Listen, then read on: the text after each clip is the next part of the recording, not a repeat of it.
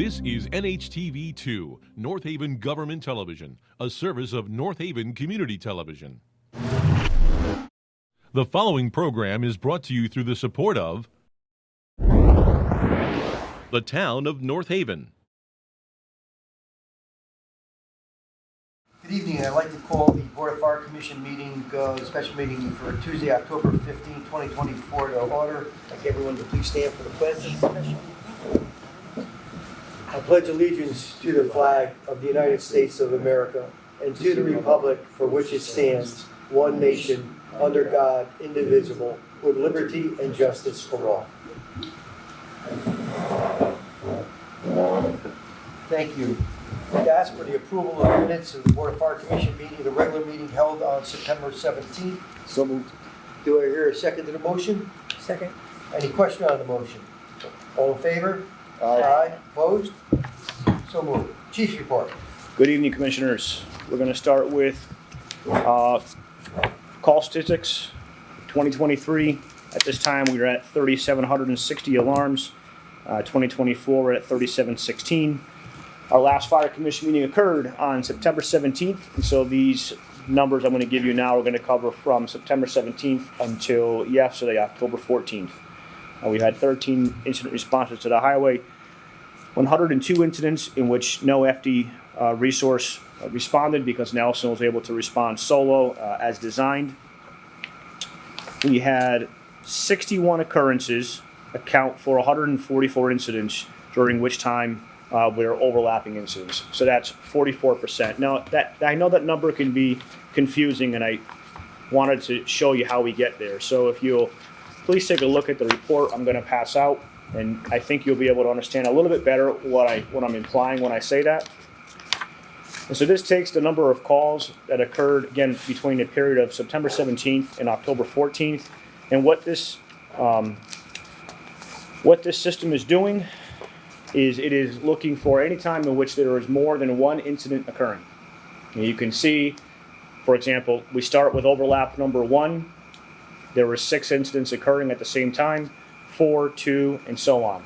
And if you can go through, you see the date, the time, and the alarm number associated with that. And so these are incidents in which there are multiple fire apparatus dispatched to the same scene. And so if you go to the very, very last page, you'll see there were 61 overlaps, right? So 61 different occurrences, which totaled 144 calls in total. So that's, when I say that in future meetings, I know it's a new kind of way we've been presenting it to you, and I wanted you to understand how we got there. So of the 144 incidents in which there were multiple incidents occurring, there were 325 total alarms in that month. So it's 44% of the time that we had overlapping incidents. Does that make sense? I know you can't see the 325, that's the number I provide you, but that's how that math works out. And is there a way to tell if there was no that we weren't able to respond? Yeah, so that's a different kind of report, and I have a few incidences of those as well. Okay. Yep, but you won't see that in this. Okay. Yep. So that is the alarms. Regarding the budget, we are currently at 31% for our budget for this year. I do not have updated revenue numbers. The last revenue numbers I was provided by finance brought us through period 2. A few things that are impacting our budget right now in terms of staffing. I've had one member on sick leave since July 25th. I do not expect that member back anytime soon, so that is going on. It's going to become a 6-month plus absence of sick leave. And I have another member who just went on sick leave on September 8th, and I have an unknown period of time for that individual. And so we've got potentially 2 long-term sick leaves that are going to impact our budget numbers. Beyond that, the fire marshal's report, which you were all provided in advance of this meeting, shows you the numbers for September. So 11 different fires in September that required a cause and origin report. 8 plan reviews, 55 permits, 45 different requests for public records, 49 different public inquiries for general questions related to any number of things regarding the fire marshal's office. Other than that, nothing really else worth highlighting in that report. I have nothing further for Chief's report. If you have any questions of me, feel free. Any questions of the chief regarding his report? I just have a couple of budget questions. So, total longevity, is that something that's done just at a certain point in the year? It is. It's a contractual stipend. So that's why that line is at where it is. And same thing about total EMT? Same thing. Okay. And that might be the only things that stood out. What about the hydrants? What was that last one? Total hydrants, isn't that what it says? The hydrant line is high, and that's just because we've had a number of hydrants that are in need of repair. The other thing to keep in mind with that as well is we've talked about it during this meeting in the past, is we are checking the hydrants now twice a year. And when we check the hydrants, if we find issues that need to be fixed with them, we have to pull out a PO with the water company for every hydrant and have the hydrant repaired or replaced. So some of this is encumbered but not spent? Yeah, Okay, for sure. okay. And then the total technology, was that a one-time payout kind of thing? That's at 97%.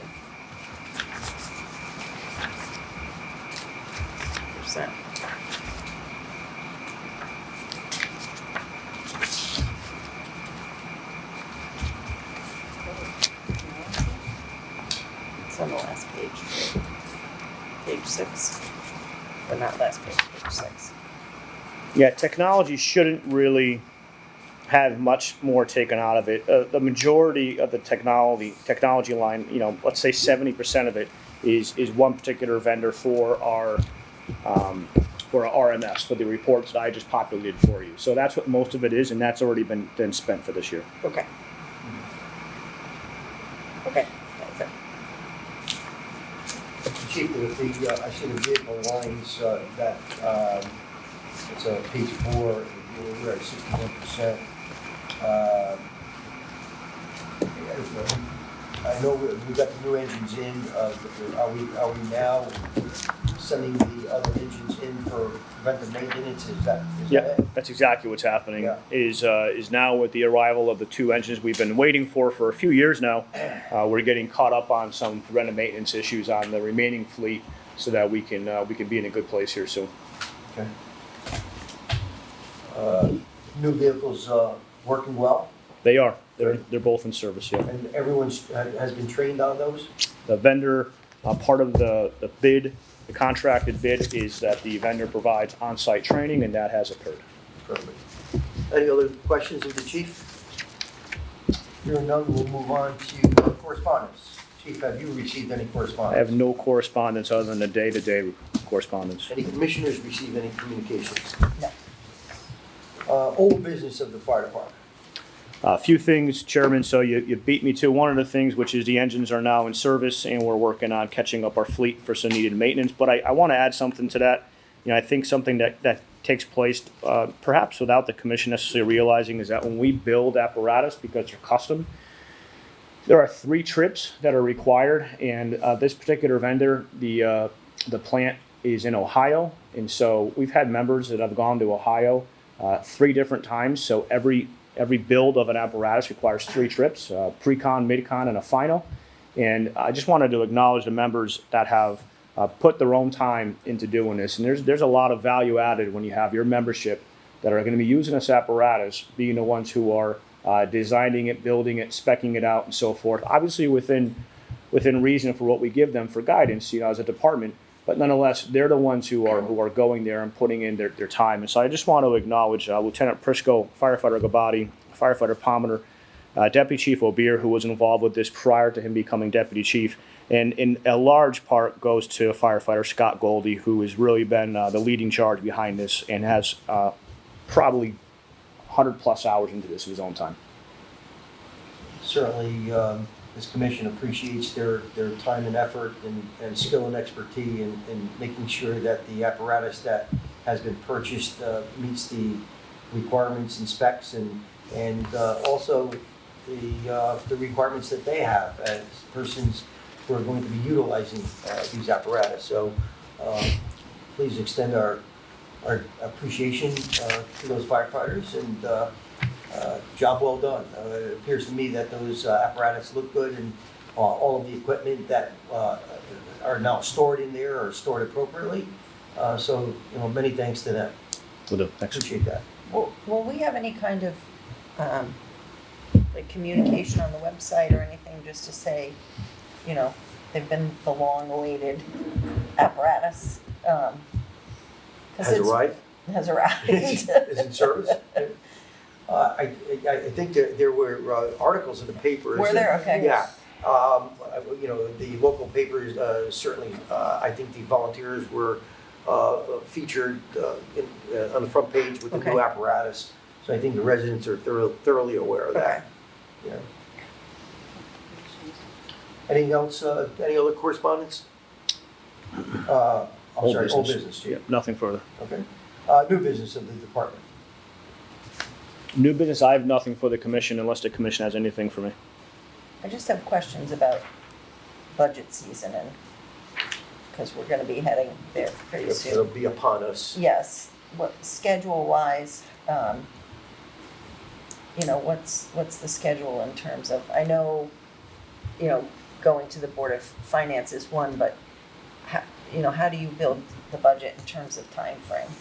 So typically, it's right about now, the finance director will send something out and it will be a schedule of all the budget workshops. It'll be the format for the budget that needs to be completed for that year, the paperwork and so forth, and then the time that it needs to be received by his office so that they can review the first selectman. So today, I don't have that yet. I'd expect it any day now. It's usually coming in about this time of year. I don't expect any changes in terms of the process overall. We'll start to build out the budget. We've already started to do that. We plan that the entire year long, and we'll start looking at some of the lines that might need to be adjusted. And I think in our November meeting, I'd probably be prepared to give the commission, I think as we did last November, an idea of kind of where we are without it becoming its own budget workshop. We can at least elaborate on our thoughts for some of the lines that may need to be adjusted and look at some of the overages and anticipate if we think it will happen again or if it was just a one-off or not. And then come the December meeting, which we need to talk about in a minute, the budget will already have been submitted. So it's really the November meeting is the time for the input. Okay. Chief, the $300,000 that was allocated for the renovation of Northeast second floor, where are we in that process? Yep. So I had that under good of the department. So that is that remodel continues. Most of the carpentry work has been completed, and now we need to move forward with a plumber, an electrician, some radio and technology in terms of alarm notification for lights and for sound and speakers and so forth. And then probably the carpenter to come in again at the very end for some cabinetry and things of that sort. But the majority of the carpentry has been completed now in the painting. Okay. Anything else for the chief regarding new business? Good of the department. I know we already touched on that one item. Yep. So you got me there. Few things. So we had a number of firefighters attend the IAFF Fallen Firefighter Memorial on September 21st. We had close to probably about 10 firefighters go to that service, and that was in honor of Lieutenant Anthony DeSimone. That took place in Colorado Springs. So a number of our members traveled quite some distance to pay their respects at that IFF ceremony. The weekend after, a small contingent of personnel attended the Connecticut State Firefighters Memorial, which is located at the Connecticut Fire Academy in Windsor Locks, along with our color guard, and that took place on September 29th, and that was also in honor of Lieutenant DeSimone. Beyond that, a couple of operational changes to make the commission aware of. So we've spoken about a few in the past, and that was in June, we talked about removing volunteers removing the standby requirement for volunteers when we send apparatus out of town, and that came at their request. And in June, we also talked about reworking the target hazard list so that they weren't dispatched to every commercial fire alarm. They're only dispatched to specific commercial structures, those that we consider kind of a high hazard. So that took place in June.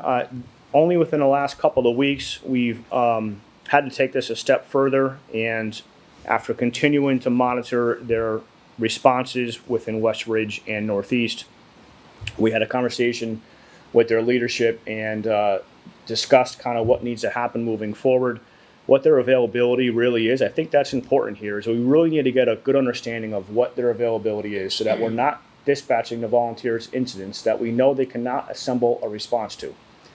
And so in speaking with the leadership, they have identified right now at a minimum Monday through Friday, 7 to 3, not being available. So what's happening right now is in the last week and a half or so, 2 weeks, we started to take the volunteer apparatus out of service Monday through Friday from 7 to 3. We continue to work on a process moving forward, and we're pretty close to having it finalized, where outside of those times, the volunteer leadership needs to identify if they have membership available to respond to alarms. Not to pick and choose which alarms to respond to, but to respond to all alarms are dispatched to, so that we have some continuity in being able to make sure that alarms are answered by apparatus. And so I would expect that time frame, unfortunately, is going to grow a little bit, and it'll be some periods of time throughout the week where perhaps it'll be a random weeknight or a random weekend day, or whatever the case may be, depending on their availability and what they all have going on. But this is at least allowing us to no longer dispatch the volunteers knowing that there's not going to be a response from them. So that has started to happen, and I wanted to make sure the commission was aware of that. When did that begin, Chief? So I believe it went in place October 1st. And have we seen any spillover into the hours where the volunteers indicated that they would be available? There's been some, but we have not yet finalized that process. But there's been some outside of that time frame, yeah. Say that again, that, So they're indicating that they can't be available or not available between 7 and 3. right, After 3 o'clock, so 3 to 8 or whatever it happens to be. Is there any spillover where they don't show up okay, in those hours? okay, I mean, outside of again, talking about continuity and Yep. making sure that we have staff to respond. And I mean, we certainly understand the daytime. But again, we need to make sure that we have staff that is going to be responding in the event something occurs. And again, not to pick and choose. I think is an important part of that. Yep. Okay. Anything else, Chief, for the good of the department? Nothing further for the good of the department, no. Okay, I don't see anyone here for public comments, so I'll entertain a motion to move into executive session. I moved. Is there a second? Second. All in favor? Aye. So moved. I'd like to reconvene the Board of Fire Commission meeting for October 15th. Hearing that there's no additional business coming before this commission, I'll entertain a motion to adjourn. So moved. Do I hear a second? All in favor? Aye. Thank you very much. This meeting is adjourned. Thank you. The preceding program is brought to you in part through a grant from the town of North Haven.